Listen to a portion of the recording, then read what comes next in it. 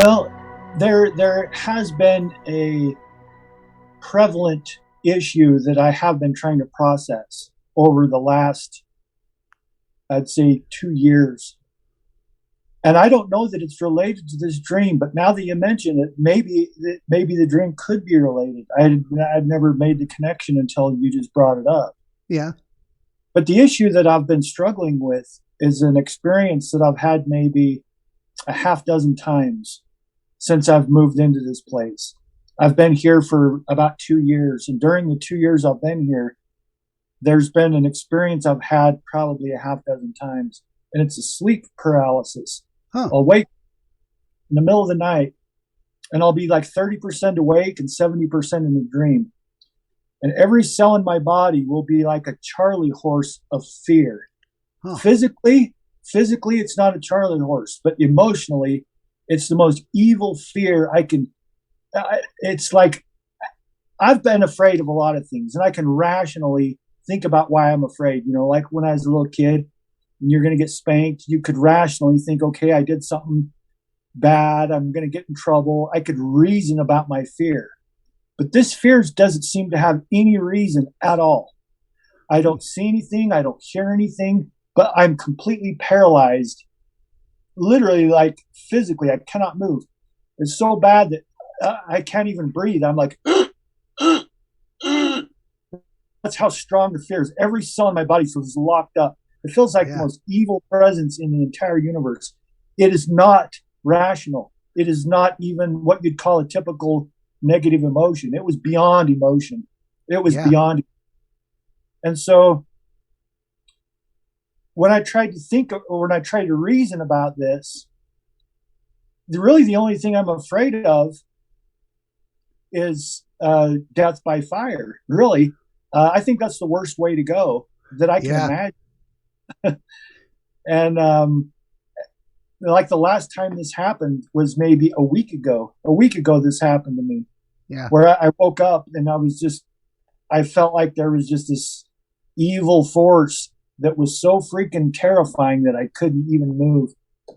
And so this is something that I've been trying to figure out where it's coming from, what's happening. And maybe this dream was connected in some way. I don't know.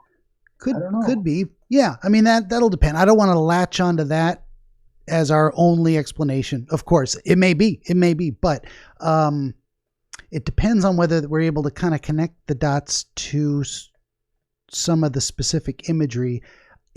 As you were explaining that, it didn't seem to connect. Not immediately. Like I wasn't going that and that and that. So I'm not saying it isn't. Maybe I just don't see it. But I'm also thinking, that may be the top of your waking mind, like over a long period of time. This thing you're dealing with that's relatively new and just distressing. So that might be the first thing that comes to mind when I think, are you having any problems, or when I ask that.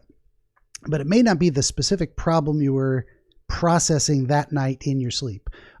Just to clarify too, that night when you had this dream, you did not have an episode of sleep paralysis? No, not at all. Okay. And it's not every single night. So it's, no, it's maybe like a couple times a year. Okay. Very infrequent. Fair enough. Yeah. And did you do, any research into it? I mean, apparently you're familiar with the term, you know what it is. So you've kind of read about it, you know how it works in general, with the concept of what people experience and what other people have said about the experience. Yeah, I've poked around on Google. I've typed in sleep paralysis, and just a little bit of feedback that I researched. They basically said it is the most terrifying human experience, period.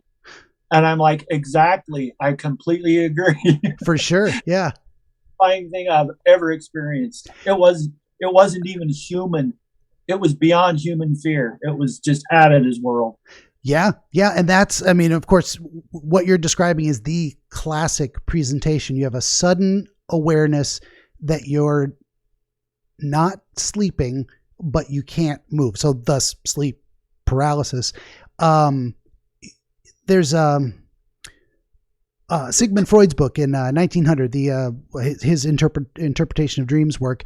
The image on the cover, it's got this black looking imp, this kind of devilish looking creature sitting on a woman's chest, and she's in distress, falling out of the bed, and poking through the curtain in the background is a horse, a nightmare.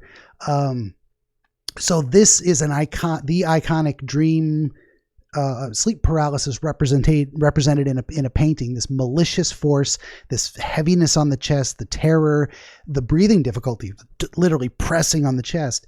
And it's what we, if I got my facts straight, what we understand about it is that you're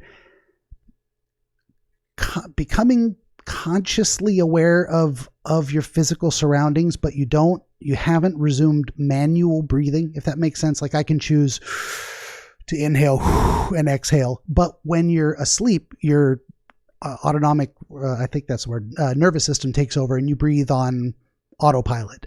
So you have that experience of being unable to inhale deeply because you're not breathing on your own. Your brainstem is breathing for you, so you're not consciously able to draw a deeper breath. It's like, in some ways, like when your foot falls asleep, you get that pins and needles thing, and you can't operate the muscles. They just won't respond. The nerves are dead. That's kind of that disconnect of what you're experiencing. And it's so Freud was saying this. You got this from Freud or Jung? Oh, sorry. Well, this is our more recent understanding. They might have known a little bit about that, but I think they knew enough about it at the time that's why Freud put that picture on the cover of his book. Is like, what's one of the most disturbing experiences people can have? This sensation of an evil presence crushing their chest, and they can't breathe, and they're terrified. That was one of the.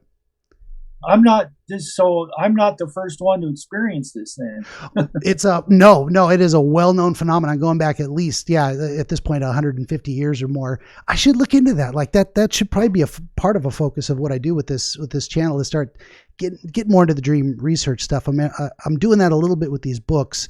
I'm kind of on a journey too, is like, first I need to really educate myself. I've got a lot of ideas. I've got a lot of background and theory, but there's a lot of specifics I don't know. What is the earliest documented case of sleep paralysis? No idea. I should be able to tell people that. It's just, I feel like that's something I should know if I'm going to really be a real dream wizard.